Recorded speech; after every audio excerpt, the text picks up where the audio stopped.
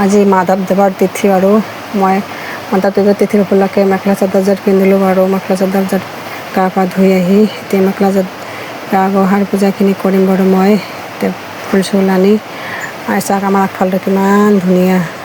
আমাৰ এই যে একদম গছ গছনি ফুল চুলৰ গছেৰে সেউজীয়া। মই ফুল চুল ছিঙি আনি গোঁসাই পূজাখিনি মোৰ হৈয়ে গ'ল বাৰু।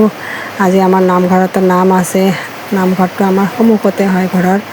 গোঁসাই পূজা কৰাৰ পিছত মই যি মানে ৰাতিপুৱাৰ ব্ৰেকফাষ্টখিনি বনাই মেলি ৰান্ধি বাঢ়ি থৈ নামঘৰত যাম। মোৰ হৈয়ে গ'ল বাৰু। মোৰ ব্ৰেকফাষ্টখিনি আজি গোটেইকেইটাৰে অফিচ স্কুল বন্ধ, সেইকাৰণে ৰাতিপুৱা আজি ৰুটি আলু তৰকাৰী আৰু এখন চব্জি, তাৰপিছত গোল্লা এনেকৈ খালোঁ বাৰু।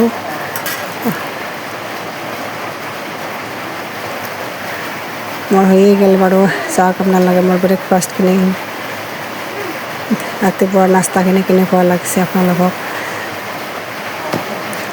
হৈয়ে গ'ল বাৰু মোৰ এনেকৈ। গৰমত মেখেলা চাদৰ পিন্ধি কাম কৰিব নোৱাৰে, সেইকাৰণে সলাই থৈ মই নাইটিখিনি পিন্ধিলোঁ বাৰু।